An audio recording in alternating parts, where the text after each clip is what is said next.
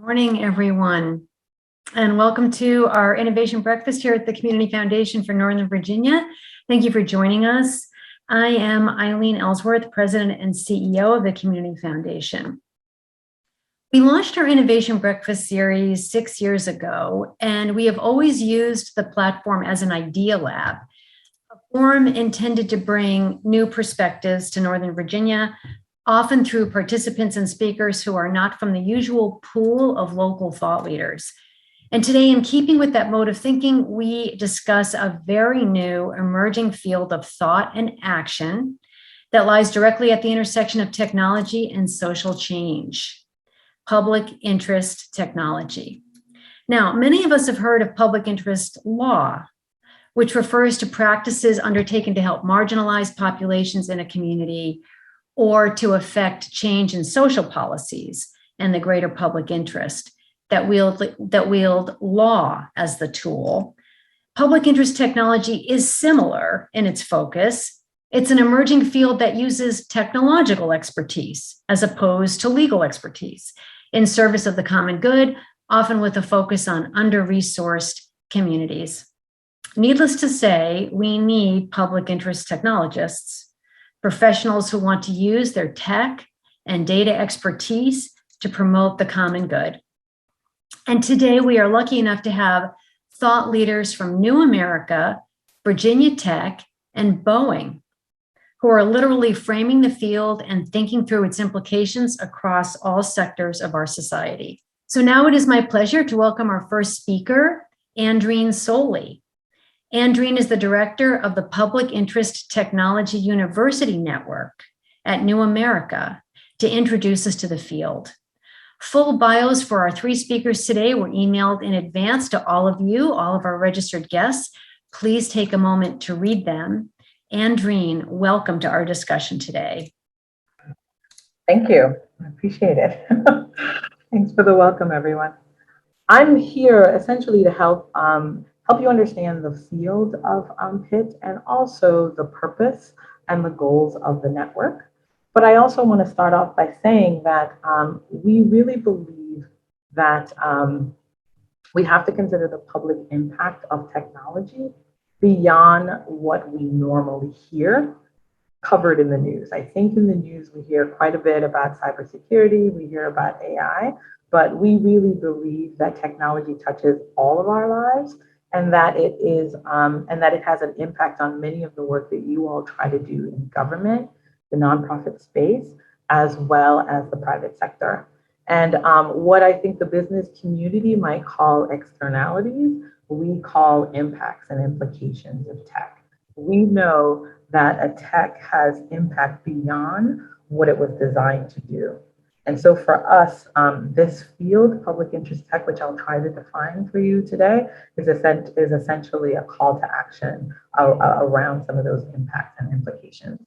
This quote by our founding funder, Michelle Shevin at the Ford Foundation, they were the founding funders of the Public Interest Technology University Network, helps you understand the purpose of our network, which is to really focus on expertise and ethics. The point of a couple of points in that quote: how and where technologists hone their skills matter. Their first job and the incentives readily available to them will define their career paths. It's not a stretch of the imagination to suggest that how, where, and what you learn to optimize in your training as a technologist will determine the things you value and the products that you create. Also, many technologists, at least in the current technical infrastructure, are learning skills that help them perform well within business and industry. That has proven to be quite profitable. However, there are others who might be asking other questions about their technology skills, which is, how can I use my skill to tackle problems like homelessness, food insecurity, learning loss in education, and a plethora of problems that are traditionally, I think, housed within government and nonprofits? Is there a role for tech there? Does tech exacerbate any of those issues? Can tech make it better? How might tech enhance quality of life, and in what ways? Those are the questions that animate the folks that we call public interest technologists. But what we know is that their training, the current training that happens, does not work for those questions. It doesn't highlight those questions. It doesn't center those questions. And so what we have are too few people with technical skills going into government, and even fewer with the marriage of technology and policy-oriented knowledge entering government. Similarly, the same exists within the nonprofit space. You may have a technologist there, or you may have someone who thinks about technology, but often that person is siloed and seen as IT. And for us, what we hope and what we're charged with thinking about is how do we produce technologists who see a value in applying their skills in some of these spaces? And what we think is required, and what we've sort of identified and sort of explored in our research and found, is that when we talk to technologists, this is what they say. They say their education and their training did not center any of the questions that I've just raised. It didn't talk about service delivery, doesn't really talk about developing and designing policy, and it doesn't often talk about how you can improve the material conditions of people's lives. Also, while the private sector can be really quite compelling when they come to campus and tell a story about how you're going to be able to apply your skills and what your career paths may be, other sectors do not do that as well. And so it's often about them not being aware of any opportunities. And for our nonprofit and government partners and some of the folks that we work with, they say they really sometimes struggle to identify how they're going to apply and use a technologist in their organization. And so that becomes a real sort of cyclical issue, right? It's like a nonprofit is unable to sort of define how I'm going to use a technologist. Technologists are being trained, and so therefore they're not going to be attracted to that sector. The other challenge that we encounter, of course, is a very obvious one, which is that the private sector often pays more. And it's quite easy already to see how you're going to apply your skills quite comfortably. And the other part is that there's sort of an enduring perception that government and civil society is going to be a little bit more bureaucratic. It's going to be less innovative. There are going to be less opportunities for you to do research. And for us as a network, that's our charge. Our charge as a network is that if we can figure out how to tackle some of these training and educational problems, we think that we can begin to see a more beneficial role for technologists across other sectors besides business. And so what do we think that looks like? We think that if we're able to attract technologists into government processes might work better. They can be much more responsive to people's needs. We also think that policy making will be better, because I think if you are attempting to regulate a policy which technology does require, you should understand it really well. You should be able to understand its design. And the other piece of this is that we also think that government can use tech to achieve policy goals. So if your goal is to distribute unemployment benefits, I suspect there might be some way that technology can help you do that better. The other piece is the same in nonprofits, right? We believe that in the nonprofit sector, that it's not so much about sort of how your nonprofit functions, which we think is a good thing, right? Oftentimes when you think of technology, that's the first thing you can think about with tech, with the nonprofit. But I think we also think you can extend your mission. You do your jobs better, do the thing that you want to do better. And then often this part is a little bit of the regulatory piece again, which is that often we know that technology will have a different impact in different communities, right? And nonprofits are usually based in those communities. So you can surface policy recommendations and actually explain them if you have some strong technical expertise on board. And so what then is public interest technology? I felt like I've just laid out the problems. Public interest technology is an attempt to sort of answer that problem, which is how then do you take your skills and your knowledge of tech and apply it to generate public benefits and public good? I know that sometimes people have heard the term civic technologist or all these other sort of precursor terms, but for us, the public embraces as sort of a larger framework, because what it suggests is that this is labor that can be done across multiple sectors, right? We can be much more explicit about exactly what a public benefit might be. But what's also important for us in this definition is who it holds. Who is capable of being a public interest technologist? Even though you hear the word technologist, please don't assume it's a scientist only or a software engineer. This field also holds room for other disciplines, social scientists, lawyers, policy folks, ethicists, because for us, it's really about how do you center people and the impact of technology on people. And those are the folks who've been doing that research and thinking about those questions for quite some time. So the public interest tech space for us is a space where this dialogue and these groups of people can be in conversation with each other. And so, of course, it's always great to talk about a thing, but I know that it's important to talk about practitioners and who's doing that work. And so I just want to sort of bring to your attention a couple of folks who I think are already doing public interest tech work.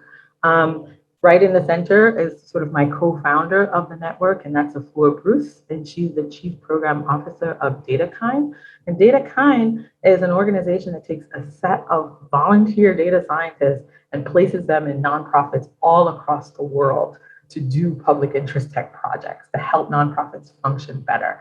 Just want to call that out. But then another piece I want us to understand, and I've added this here from Latanya Sweeney, who is a former chief technology officer of the Federal Trade Commission. She also now has just launched a public interest technology lab that will be serving the network of universities at Harvard. And one point that she's making is that technology design is the new policymaker. With technology threading through modern life and the government lagging critically behind on understanding and regulating tech, public interest technology is our way forward. It's a way for us to think about how do we marry innovation with justice and explore if that's even possible. And so that is something, just wanted you to see that this is a field that has existed for quite some time. These are individuals who've been charged with doing this labor. And I just wanted to point them out. And so you can find them after the talk. We can share some links about some of the work that they're doing. And so now, going back into this, what is the Public Interest Technology University Network? Essentially, it's a group of universities that are working together to define this field. It's making sure that we're training technologists differently, that we're answering the challenges that I've identified at the very beginning, which is how are you honing your skills in the nonprofit space? How are you honing them in government? What are the kind of courses that you need to focus on? And so right now, I just wanted to give you an opportunity to see the range of universities that are in the mix. We have 43 members and counting.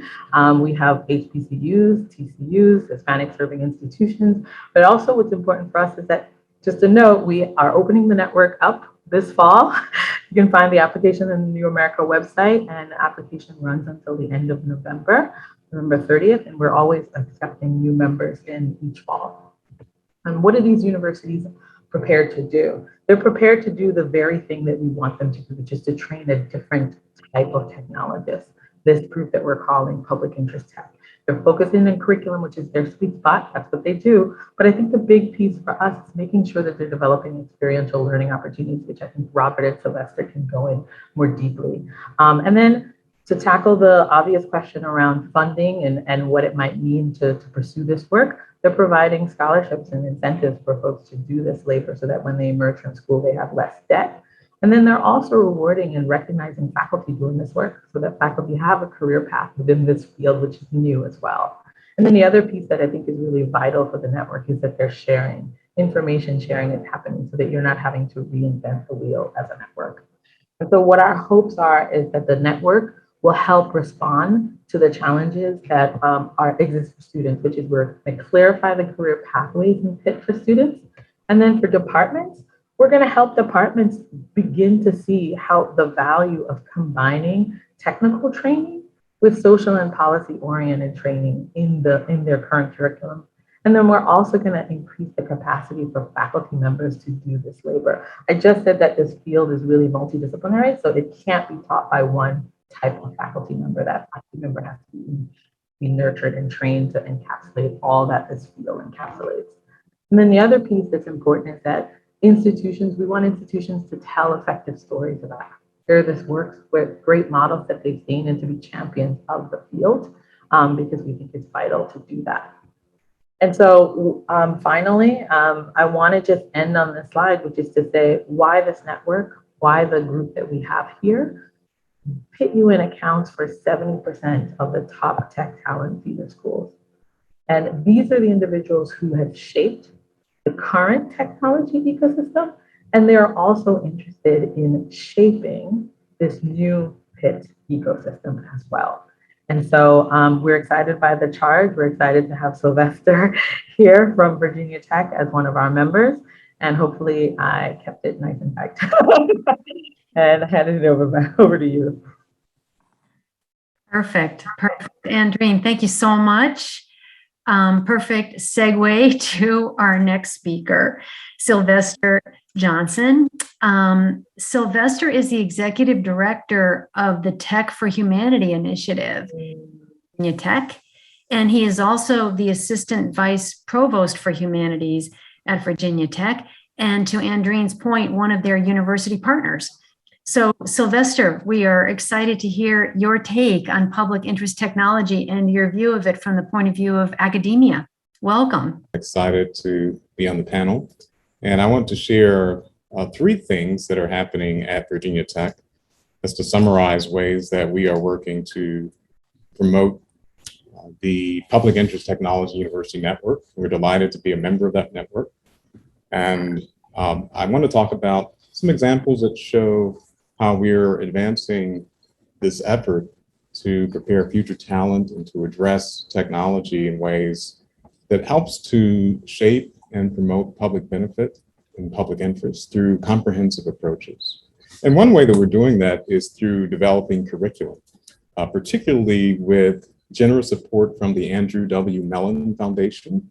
So they have granted us funding for a 4-year project that is creating, I think my slides are showing the presenter view. Let me try this again.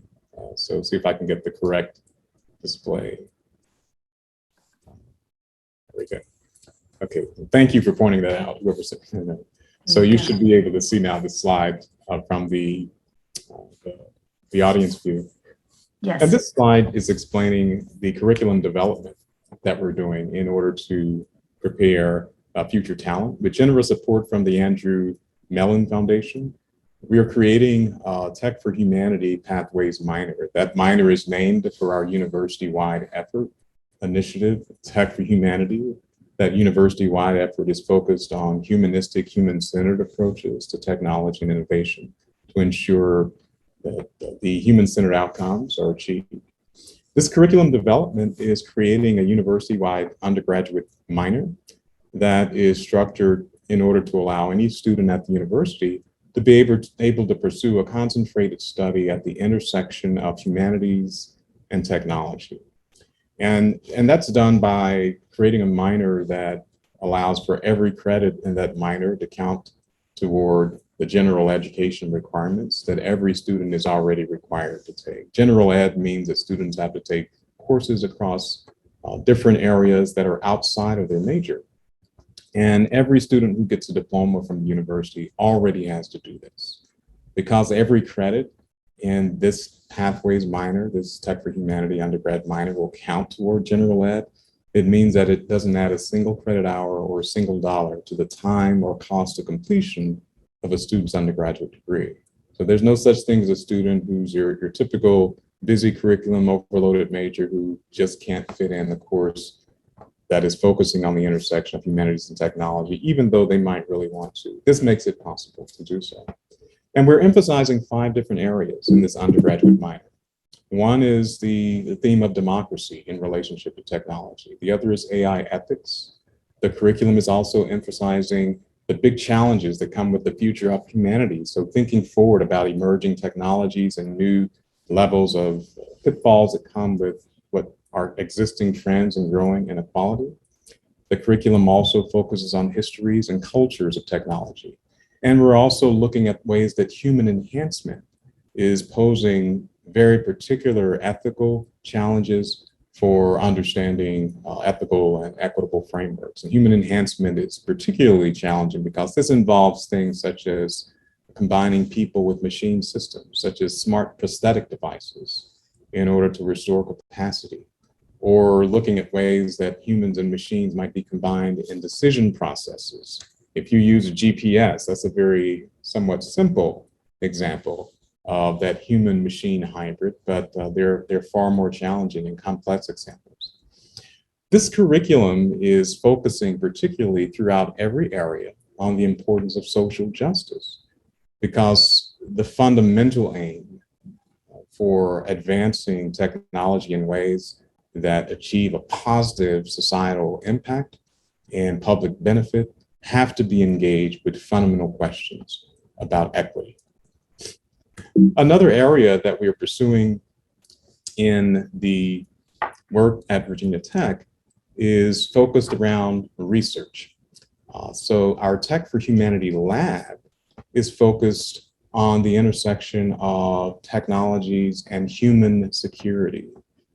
Technologies that are really important for this lab's research particularly involve digital technologies, but it's also encompassing ways that technology is used in agriculture, food tech. We are looking particularly at challenges around election security and the ways that political climate is shaped by uses of digital systems. Surveillance systems, the ability or capacity of digital devices such as smartphones to collect information, to generate very specific location data, for example. So if you have a smartphone with you right now, your smartphone is announcing your location with a very high level of precision to cell phone towers and to data brokers who collect that information. So our human security approach is focused on the importance of the kinds of conditions that need to be in place for people to thrive holistically, to have humane treatment, access to things that are important, to be able to achieve the ways for their use of technology to work in concert with robust support for civil liberties and human rights. And so that research is happening at a lab that involves faculty throughout the university. It's particularly led by Professor Aaron Brantley, who is a faculty member in the College of the Arts and Human Sciences. His research and training is in political science and in digital technology systems, with quite a bit of experience in military applications. Professor Aaron Brantley is leading a team of faculty and graduate and undergraduate students.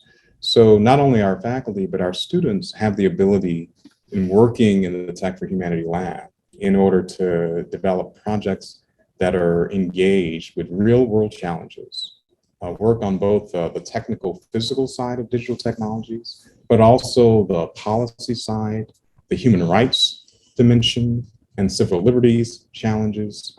And the lab is producing blogs, research papers, is developing ways in order to have a direct impact on the kinds of policy formulations that are developed. Is also able to gauge and understand ways that physical technological devices are actually shaping the everyday lives of people.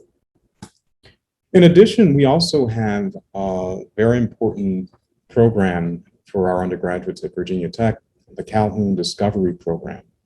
And this program, it's named for David Calhoun, who was a very generous donor who funded and started this program with a very significant gift just a few years ago.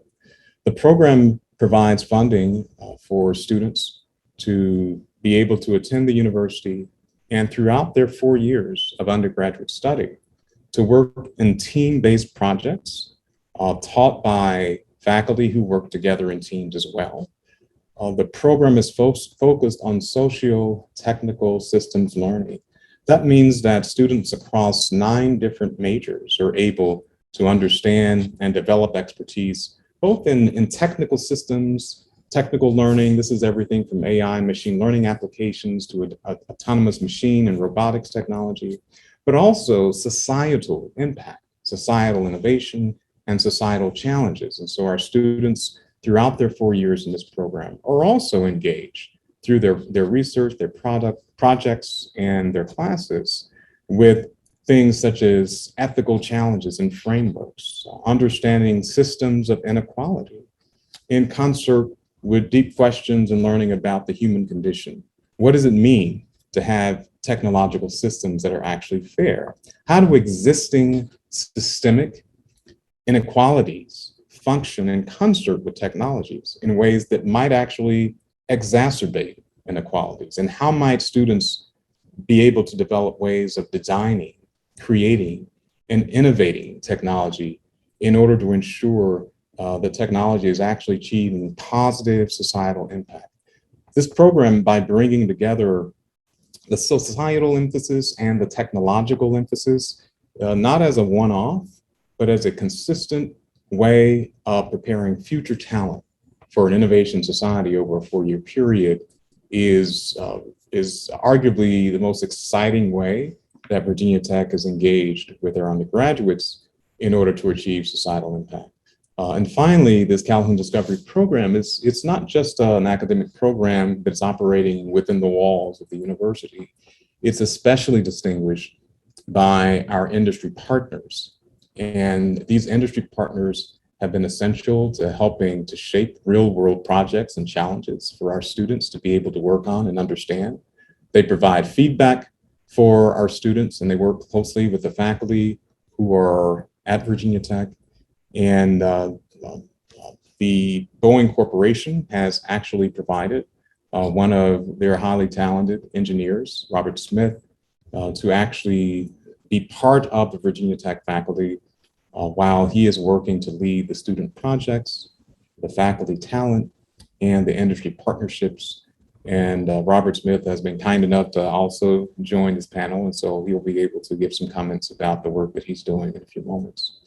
In all of these ways, by creating the curriculum development, by ensuring that the research that happens at Virginia Tech is engaged in a very deliberate way with the connections between technology systems and human security through a concern particularly for civil liberties and human rights, and by engaging with partners who exist outside of the university in private industry who are able to work collaboratively with the university as we're trying to prepare future talent at that intersection of societal benefit and understanding and technical knowledge and technical systems. Virginia Tech is really working in order to be able to be a responsible partner in a larger enterprise for public interest technology. That was wonderful. Interesting. So interesting to hear how Virginia Tech is working to prepare future talent for this societal impact and figuring it out from all these different angles. That was terrific. Thank you.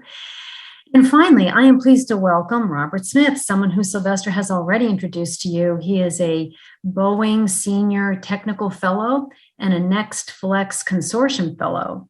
To share with us how Boeing is utilizing public interest technology in its business model and at VTech. Robert, welcome. Hello. Hello. Welcome, everyone. I'm glad to be here. I'm going to get down a little nuts and bolts of what is the Calhoun Discovery Program so that you'll get a sense of what it is we're doing with the students. If anyone is unaware of who David Calhoun is at the moment, he is now the CEO of Boeing. And so, Boeing has been in on this program, and we're highly interested in what we can get the outcomes of this program. Because from our perspective, there's a lot of complex problems out there. And if you've ever heard David talk about some of this stuff, you'll hear him talk about it in terms of how those challenges exist, and you need diversity of thought to be able to address them. And you have to be able to get the perspectives of what's, going on. Because the thing that we end up forgetting a lot of times when we get involved in, there's a problem, how am I going to solve that, is we forget that people are at the beginning and the end of that problem. And so this model is what we're teaching to the students. And this model is focusing on trying to exercise their discovery muscle. And the approach that we're bringing is that we're trying to get the students to really think about what is the stakeholder need? What is the desired need of the stakeholder, whether that's an individual, a group, an academic institution, some government agency, whatever it might be. And if you can understand that, then can you think about an approach that could be feasible to address that could use an enabling technology. So this is how this connects into the PIT. And in the enabling technology domain that we're using in the class, it's about Industry 4.0 enabling technology. So it's data, it's machine learning, it's AI, it's robotics, it's Internet of Things sensors, additive manufacturing. It's all kinds of enabling technologies. How can that be used to address these unfulfilled needs that are out there? And if you can identify that, then is it a viable solution? Can you do it for the cost that somebody's willing to pay? Can you provide the benefit they're really looking for? Do you have repeated performance? Can it be built even? And and the final part of that, as you go around this circle, is to get to sustainability. And so often that is not addressed at all when you're looking at design approaches today. And so we're trying to get the students to be connected to that.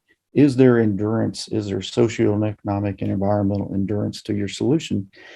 And if you don't have those elements, then the people on that end that are going to use it won't use it, and it won't be sustainable. So you go through this circular thinking around this diagram through these 4 sets that we call it. And as you focus in and go around, you circle in closer to where you get a collaborative socio-technical innovation. And that's the goal that we're trying to approach with the class that we're teaching. This class consists of studios that happen during all 4 years of the students' participation in the program. Like Sylvester said, they're from broad different disciplines at the university.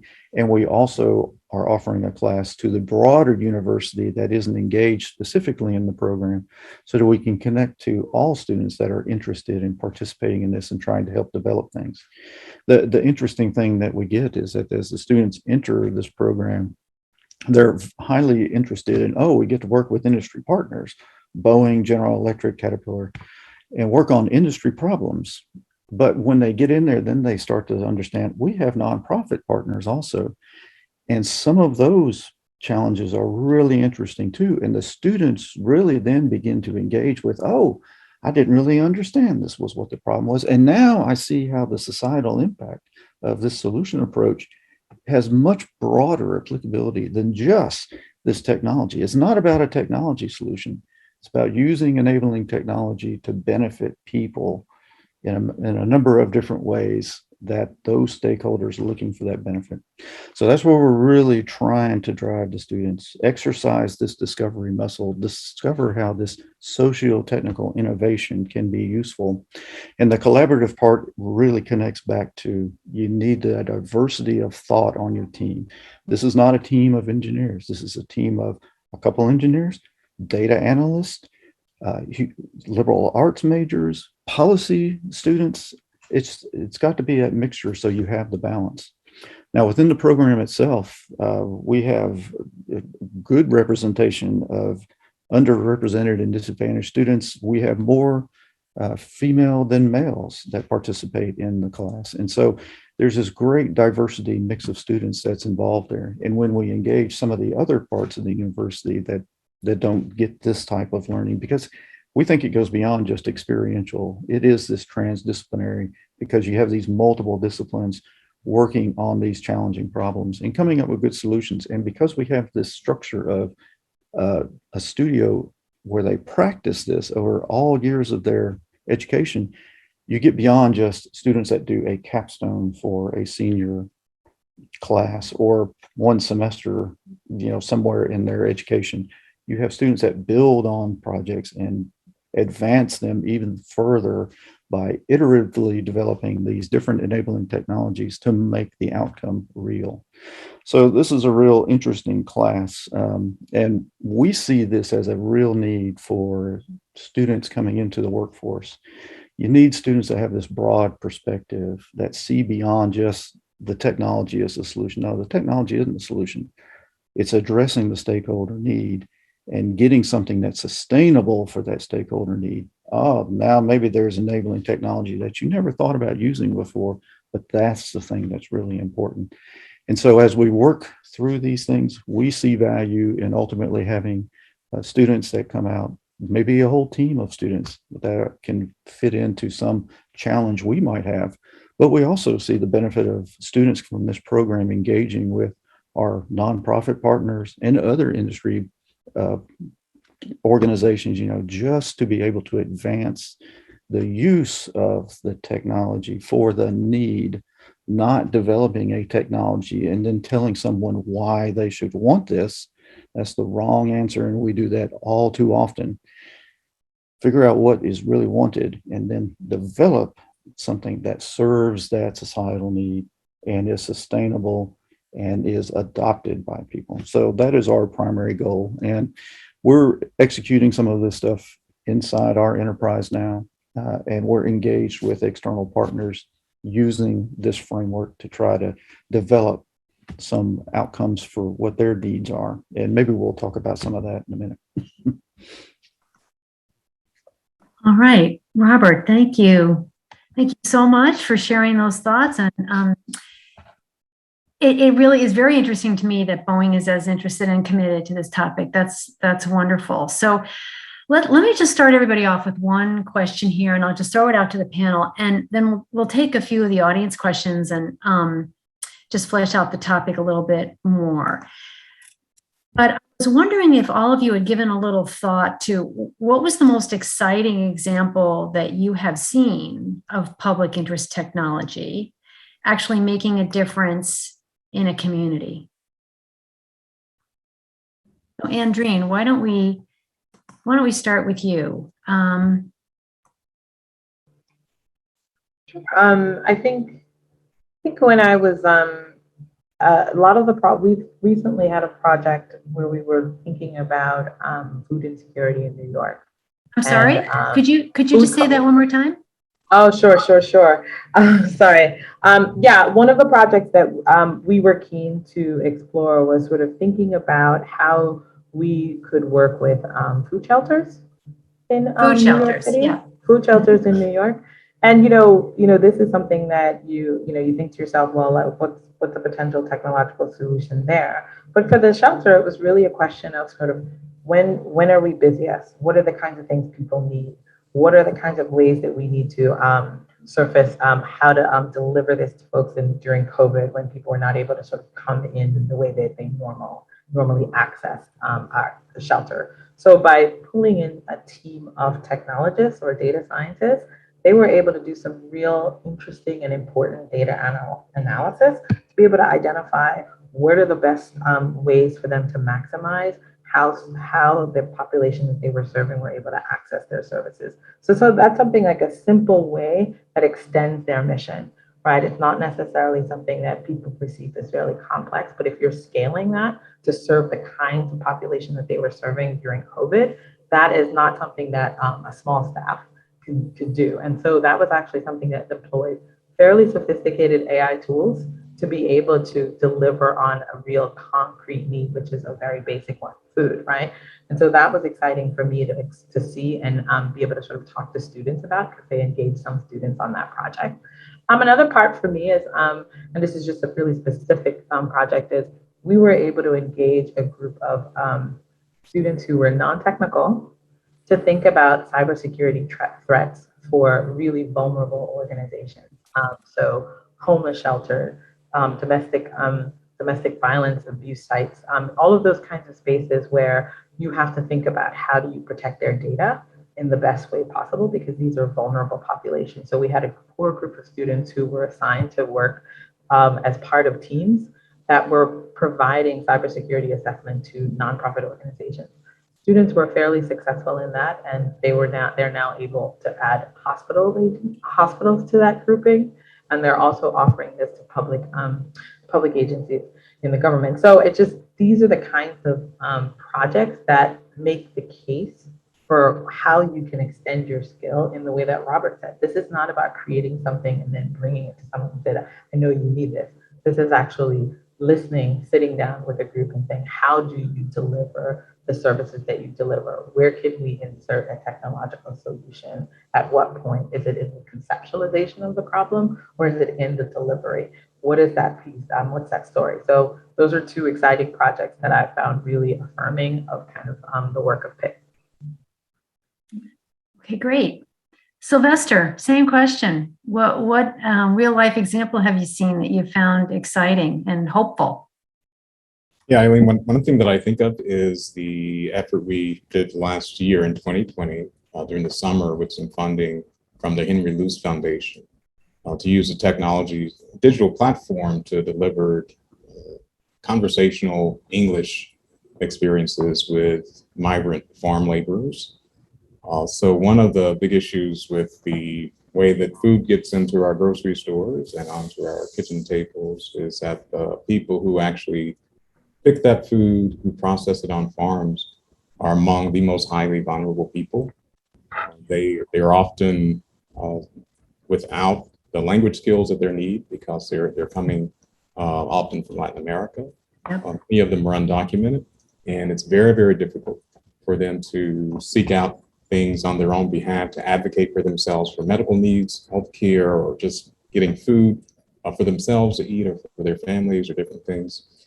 And so we used a digital platform in order to have some volunteers, including students and community members and some faculty, to have real-time conversations with them over a period of about 3 months to help them to cultivate their English language skills.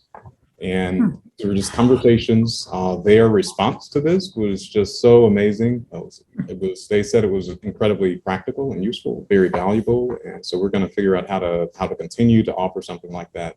But it was a great use of thinking about how to leverage the technology infrastructure in ways that could actually do something to address what's really a human rights crisis and issue.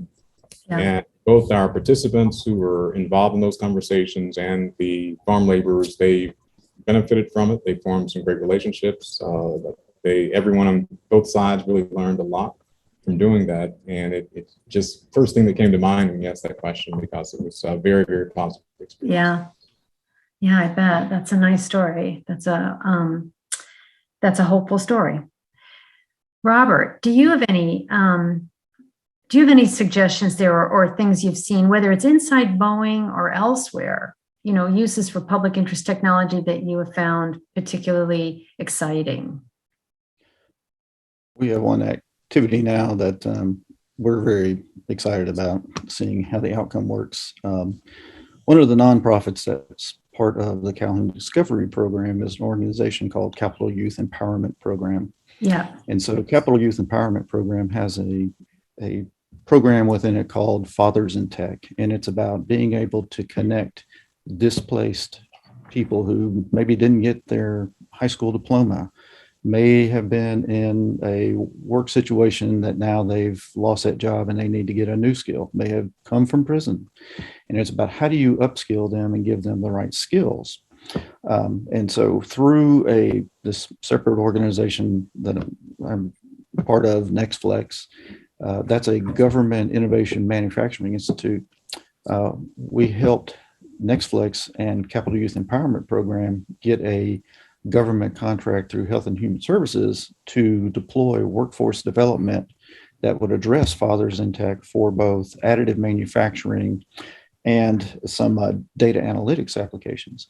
But to supplement that, the Calhoun Discovery Program has engaged with Capital Youth Empowerment to deliver other types of training that would help to upskill. And so last year, students went to some Capital Youth Empowerment areas in the summer and taught people how to operate drones and how to work in a construction 4.0 environment.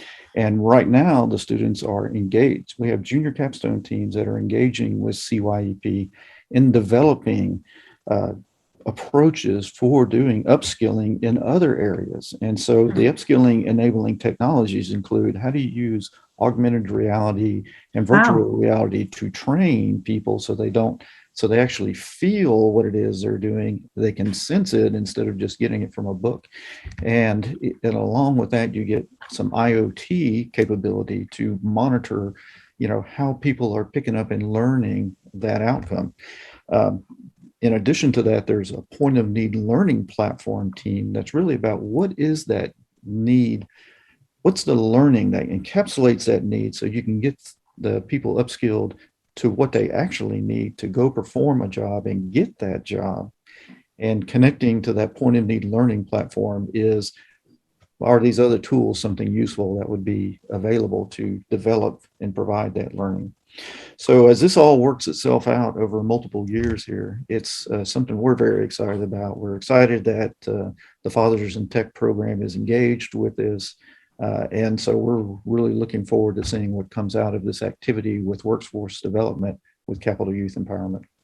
I'm going to read a couple of questions now from the audience because they're actually questions in my mind too. And the first comes from Melanie Hamburger, and her question is, would love to hear the panel's thoughts on what kinds of public interest technology career opportunities exist for non-tech grads with a social science focus.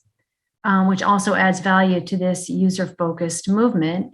And, Robert, you talked about how this is a transdisciplinary focus. A lot of innovation comes from not hanging around with the same old people that know what you know, have the same skills you have, right?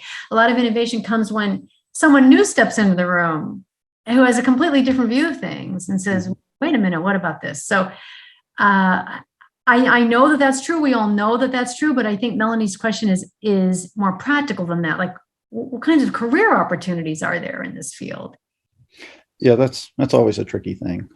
We believe there's lots of career opportunities, and we're working on that inside the enterprise to not be pigeonholed by disciplines, but to recognize what the students are doing, to be able to bring that into the enterprise.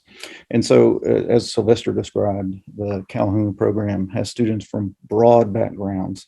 And part of the program is we teach these things called modules that then allow the students to get some learning that comes from the different disciplines that they wouldn't normally get, so that they can talk to the other students on their teams and at least understand some of the concepts.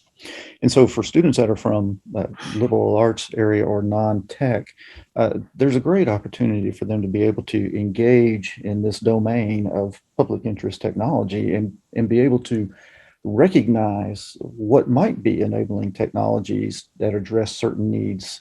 And I think that can come from anywhere. Well, let me just see Andreen here. So Andreen, you have a career in public interest technology. Yeah, I have a career in public interest technology. That's your life, right? That's your life. Yeah, but it's probably nothing you actually studied, in school, I bet.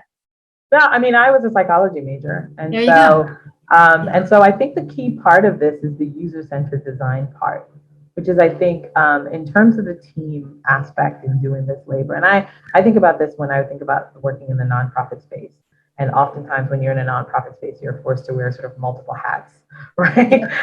You didn't study how to develop a database, but suddenly you're doing that. And so really this piece here is this question of kind of, how do you figure out how to center the population that you're serving?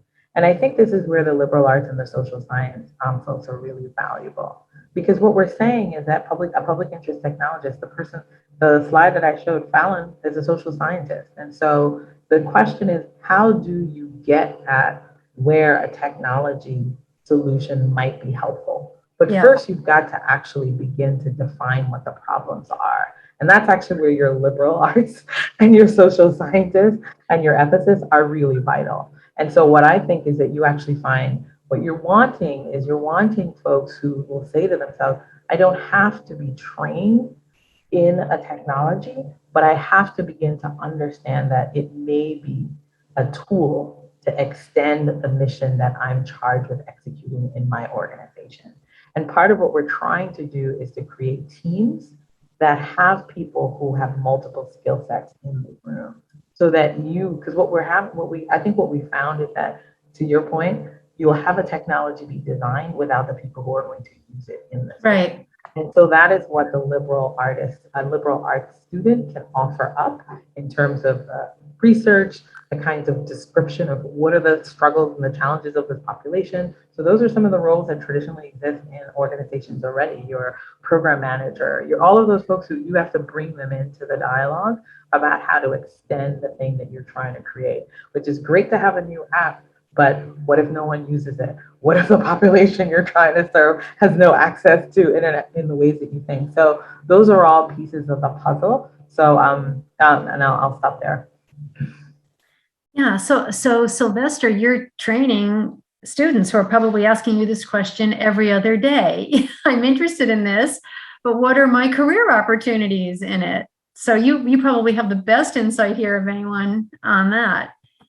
Well, I don't know if best, but there definitely are many. Some of those career opportunities have yet to emerge, as is the case with some tech opportunities, but a lot of them are already there. And I like to point out that as a society, we have a very good track record with solving technical problems. We can put a drone on Mars and operate it. But the hardest, and those are hard problems to solve. If you don't believe it, try taking apart your smartphone and figuring out just how it works. But the hardest problems that we have to fix are actually at the human frontier. And so particularly trying to understand what the regulatory frameworks need to be. What does privacy look like? What about the implementation of technology? So what standards should exist around the use of facial recognition algorithms in law enforcement, for example? Yeah. The answers to those questions are not technical answers. They're societal. They have to do with understanding structures and systems of inequality. And those are the hardest problems that we have to figure out. Whether we're going to continue to have a democracy or not. And if so, what do we have to have in place for Yep. systems of ensuring human security? Those are certainly not in tension or opposition with technical talent. It's just that in addition to technical skills and talent, we also need the humanistic, human-centered expertise, because those are the hardest problems we have to face. And again, the track record is much better. If you were going to make a list of technical challenges that we've solved, it would be very long. If you were to try to do that with the problems at the human frontier, I'm not sure you could even create a list. It might be one or two. Wow. This is where the hard stuff is. All right. Randy Rosso asks about better enabling of mobile first online applications for public benefit, because not everybody has a computer, not everybody has the ability to travel where they might need to travel to interface with an agency, but most people have a smartphone. So the idea that, where does all this take us in terms of eliminating the requirement for in-person benefit eligibility recertifications? Like, what's happening to the in-person requirement as opposed to the mobile phone app requirement? What implications does that have on public interest technology?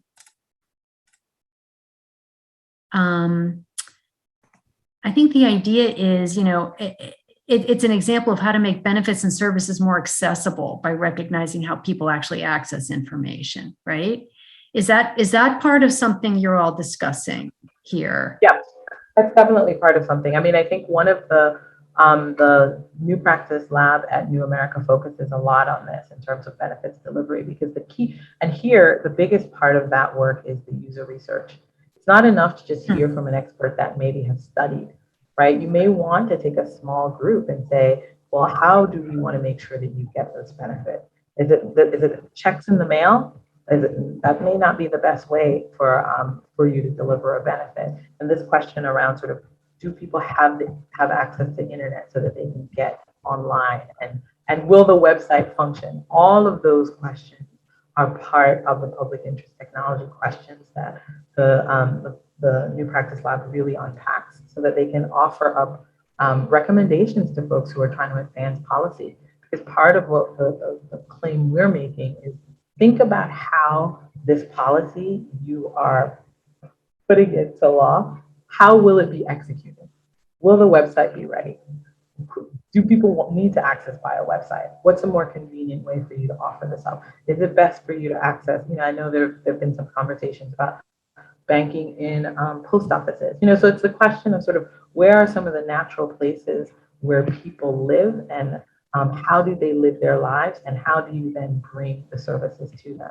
In a sort of business space, that would feel quite natural, is to say, go where the customer is. That seems, but I think in terms of the reverse, when you're trying to think about how to access services and how to make sure that you're more efficient, we do know that a lot of our government partners have a lot of legacy technology. Yeah. And that's part of our push to increase technologies in government, so that they can be much more responsive and actually pinpoint with somewhat better accuracy exactly where you need to service folks. If people are buying food, is that an opportunity for you to give them a cash card? Is that the best way to get it done? Just those kinds of elements that I think are being posed in the question is exactly what we're talking about.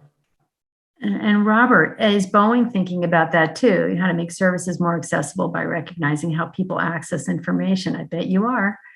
Something people don't recognize is, why would Boeing be interested particularly in something like that?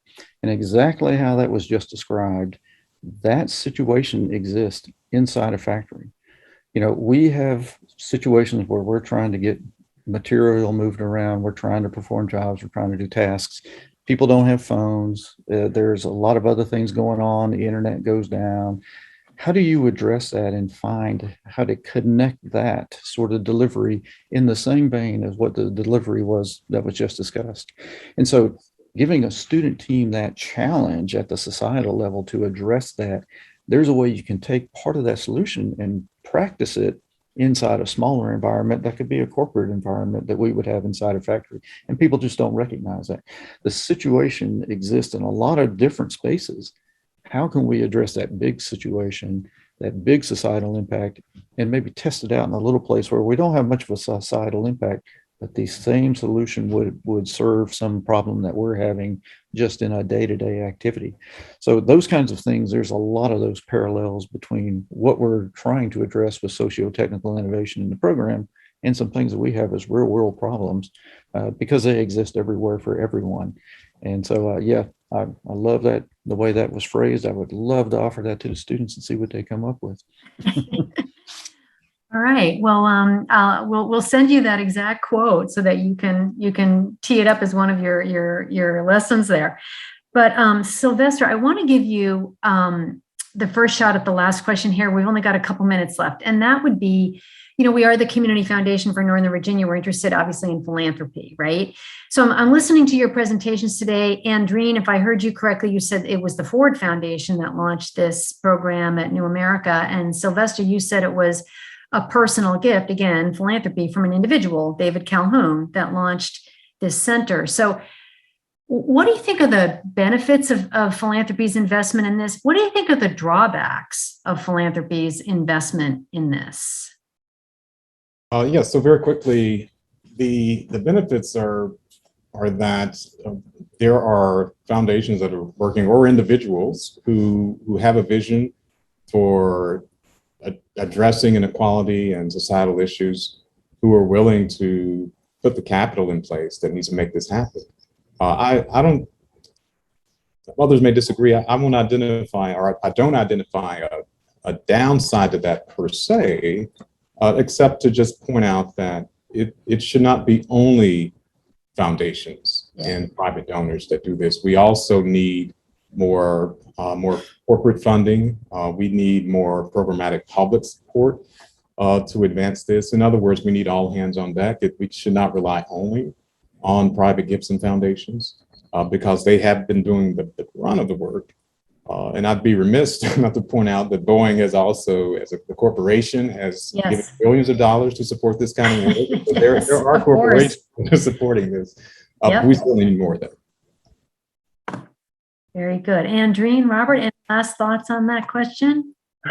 So I want to say that I think just in terms of funding, as someone who comes from having written grants, I think we have to make sure that what you're funding is consistent as well too, which is that you are giving nonprofits particularly the time to shape their technology strategy, and that it's not simply a line item. Because I think the point we're trying to make is that if you're doing tech well, it is a part and parcel of the entire strategy of the organization.